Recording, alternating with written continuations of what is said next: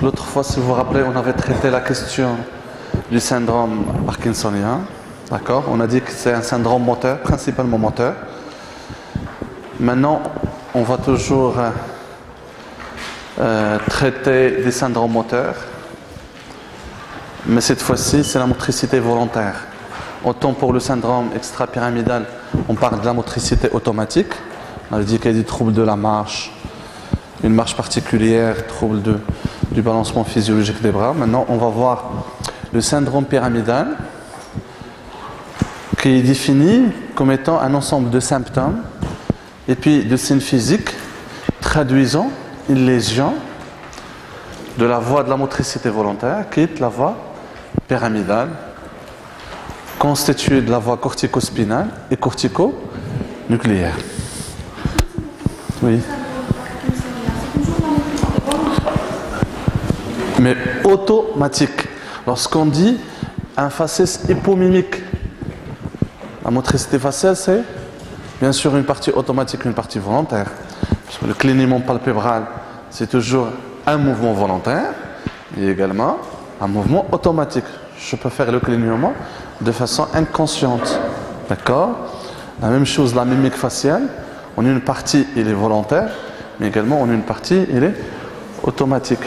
La marche également, on dit que la marche est un mouvement automatique, mais c'est toujours une commande volontaire. Donc, le syndrome pyramidal est un syndrome très important à connaître, pour la simple raison que, si vous vous rappelez de la voie de l'anatomie, la voie cortico-spinale et cortico-nucléaire est une voie qui va se prolonger sur toute la hauteur du système nerveux central. Commençons par le cortex frontal, le centre semi-ovale, la capsule interne, puis le tronc cérébral, en passant par le mésencéphale, protubérance, bulbe. Et par la suite, il va s'étendre pour sa partie cortico-spinale à travers la moelle épinière. Donc imaginez-vous toute lésion au niveau du système nerveux central, d'accord? Il peut toucher potentiellement la voie cortico-spinale ou cortico-nucléaire. Donc imaginez une tumeur au niveau frontal, un AVC au niveau de la capsule interne, un accident vasculaire cérébral au niveau du tronc cérébral, un traumatisme médulaire, quelle que soit la cause, il peut potentiellement toucher les voies de passage pyramidales et donner ce qu'on appelle le syndrome pyramidal. Donc c'est tellement fréquent de voir chez un malade une atteinte pyramidale, un malade neurologique peut avoir des signes d'atteinte pyramidaux, donc tellement c'est fréquent qu'on vous demande de retenir, et bien retenir ce syndrome. D'accord? Parce que l'analyse sémiologique du syndrome pyramidal permettra certainement de repérer le niveau lésionnel. C'est l'intérêt de ce cours de sémiologie de la voie pyramidale. Autant les symptômes et les signes physiques sont faciles à reconnaître, d'accord? Mais ce qui est important, c'est de faire le diagnostic topographique. C'est de dire que ce patient-là, effectivement, il a le syndrome pyramidal. C'est le premier objectif du cours, c'est de reconnaître le syndrome pyramidal, parce qu'il y en a des diagnostics différentiels de ce syndrome. Donc ça, c'est le premier objectif. Et le deuxième objectif, c'est de dire que ce malade-là, en analysant ses symptômes, je suis sûr et certain que c'est un problème au niveau de la capsule interne. D'accord? Ou quelqu'un d'autre pourra dire, je pense que c'est plutôt un problème au niveau mésencéphalique. Et le repérage topographique, il est important pour nous en pratique clinique parce que ça va guider les explorations complémentaires et ça va orienter l'étiologie. Si je pense, d'après ma sémiologie, que le problème siège au niveau du mésencéphale, je vais demander d'emblée une IRM encéphalique qui va mettre en évidence la lésion. Pour l'autre étudiant qui ne fait pas ce raisonnement, il va dire que c'est une atteinte pyramidale. Il va demander un scanner qui va être tout à fait normal parce que le scanner, il ne permet pas d'explorer la fosse cérébrale postérieure. Donc ça, c'est le premier niveau d'erreur. Le deuxième niveau d'erreur, si je ne fais pas l'analyse correctement est correct du syndrome pyramidal, il se peut que la lésion siège au niveau de la moelle. D'accord? Le raisonnement topographique, il dit que la lésion siège certainement au niveau de la moelle dorsale, par exemple D6.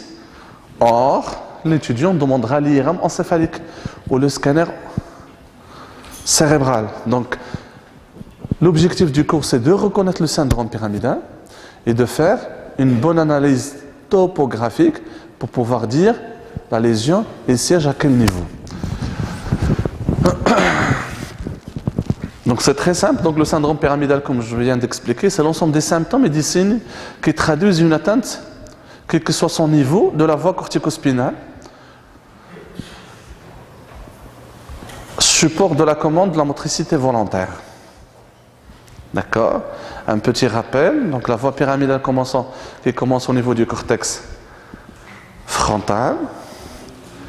Les fibres sont tout d'abord dispersées dans l'espace et vont suivre un mouvement de convergence et de torsion, passer au niveau du centre ovale, puis il devient très condensé au niveau de la capsule interne, descendre au niveau de la région sous-thalamique, aborder le tronc cérébral, passer par le mésencéphale, protubérance et bulbe. Au niveau du tronc cérébral, les fibres de la voie cortico-nucléaire vont traverser la ligne médiane à destination d'un noyau d'une paire crânienne bien particulière. Par exemple, ici, la troisième paire crânienne, la quatrième paire crânienne. Au niveau mésencéphalique, au niveau protubérantiel, la sixième, la septième paire crânienne.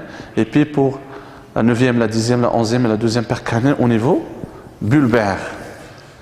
Par la suite, au niveau de la partie basse du bulbe, 90% des fibres de la voie corticospinale vont croiser la ligne médiane pour par la suite descendre, formant la voie pyramidale croisée. Les 10% ils vont descendre en gardant la même direction et former ce qu'on appelle la voie corticospinale directe. Vous imaginez, grâce à ce schéma, que toute lésion de la voie pyramidale au-dessus de la décussation bulbaire donnerait une lésion contralatérale. Tout simplement parce que la lésion est siège avant la décussation. Tout ce qui est après la décussation, ça veut dire les fibres sont déjà croisées, on va avoir une lésion unilatérale. D'accord? Donc toute lésion au-dessus, c'est pas la peine d'écrire, il faut suivre et comprendre. D'accord? Il vaut mieux comprendre. Vous voyez tout ce qui est au-dessus de la décussation, en d'autres termes. Essayez de. Ça c'est très simple parce qu'il y en a toujours des étudiants au service, lorsqu'ils viennent dans le stage, ils ne comprennent pas cette notion. Ça, essayez de faire un schéma très simple. Cette fibre-là, d'accord, en suivant son trajet, il va énerver par exemple le membre supérieur droit. D'accord? Ça veut dire que toute lésion au-dessus de la décussation, il va être contralatéral parce que j'ai la lésion à ce niveau-là, il est du côté droit, il est du côté gauche, et en suivant son trajet, avec un petit dessin, on va se retrouver au niveau du membre supérieur droit. Donc la lésion à ce niveau-là, elle est contralatérale. Il donnera des symptômes contralatéraux. Par la suite, si je suis cette fibre-là, il est du côté droit, et en suivant son trajet, il va énerver le membre supérieur droit. Donc ça va de soi, c'est une lésion qui donnera des symptômes homolatéraux à la lésion. D'accord? Donc le syndrome pyramidal, il va associer des signes déficitaires, d'accord? Une faiblesse musculaire, une impotence fonctionnelle, et puis des signes de spasticité. Les deux grands symptômes du syndrome pyramidal. Donc on va avoir la spasticité et on va avoir la faiblesse musculaire. Donc chez votre malade qui présente une lésion de la voie pyramidale, on va s'attendre à deux symptômes qui vont amener le patient à consulter. Soit une lourdeur, on appelle lourdeur d'un membre, une impotence fonctionnelle ou une faiblesse musculaire. À côté de ça, on va voir la spasticité, qui est un élément qu'on va retrouver à l'examen physique. Donc pour le malade, il va consulter pour une impotence fonctionnelle des membres. Oui? Exactement. Non, absolument pas. Non, non. Faites attention à ce que je suis en train de dire. La voie pyramidale, c'est très bien de se poser des questions, comme ça on va éclaircir les choses d'emblée. Le syndrome pyramidal traduit une lésion de la voie pyramidale. D'accord? Et la voie pyramidale, elle est composée de deux faisceaux. La voie cortico-nucléaire, ça veut dire la partie de la voie pyramidale qui est destinée au noyau des paires crâniennes, et puis la voie cortico-spinale qui est destinée aux membres supérieurs et membres inférieurs. Donc, que ce soit une lésion, je peux avoir par exemple une lésion au niveau du tronc cérébral qui va toucher une paire crânienne, il va toucher également la motricité volontaire, la voie pyramidale. On va avoir ce qu'on appelle la caractéristique principale, le dénominateur commun des atteintes pyramidales au niveau du tronc cérébral, c'est ce qu'on appelle le syndrome alterne. On va le voir dans les formes topographiques. D'accord?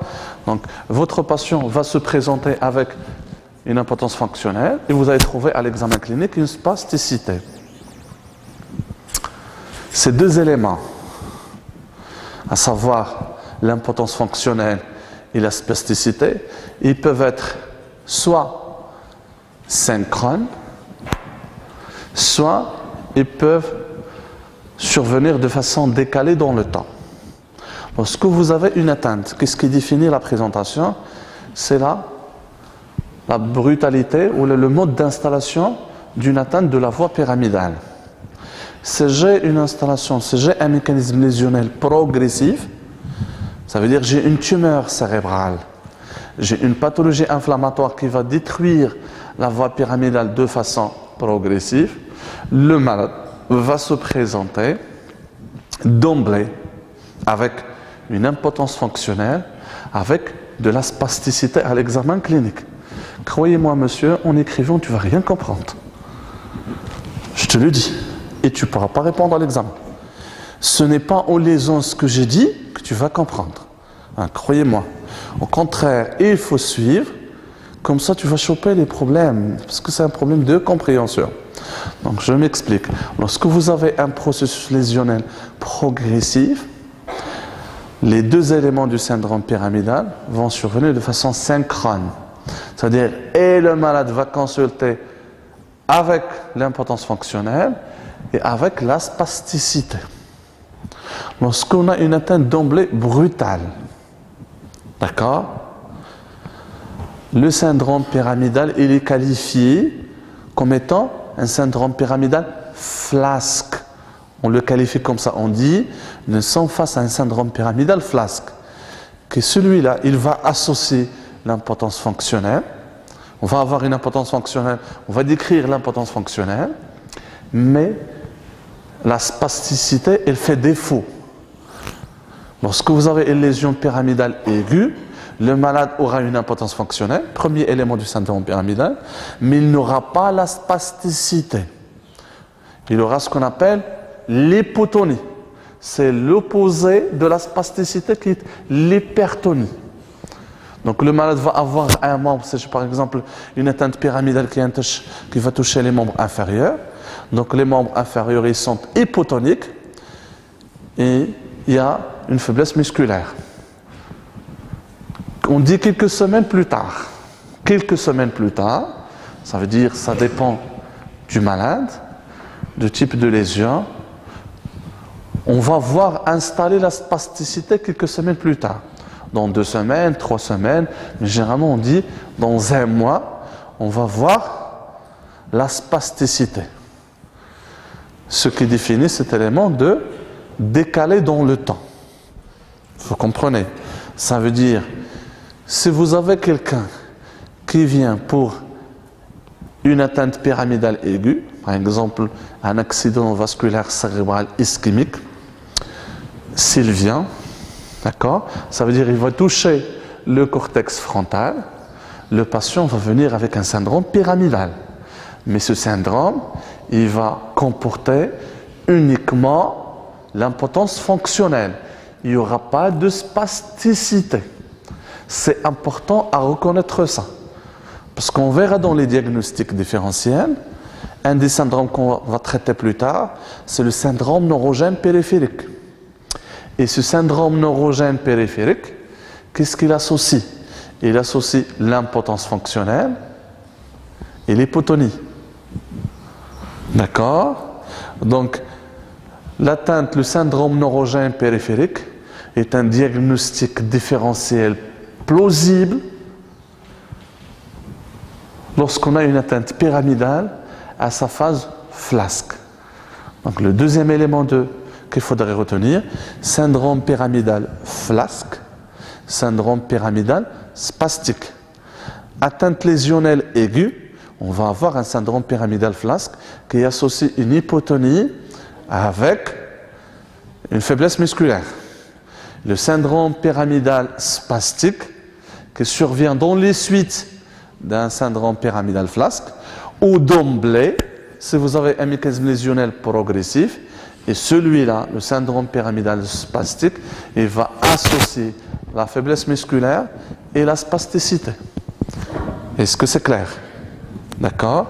Donc, syndrome pyramidal flasque, syndrome pyramidal spastique, syndrome pyramidal flasque avec une atteinte décalée dans le temps, faiblesse et spasticité, et syndrome pyramidal spastique où vous avez l'installation synchrone de la spasticité et de la faiblesse musculaire.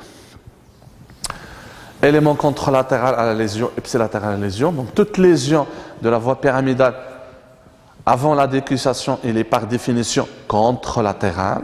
Il donnera des symptômes contralatéraux à la lésion.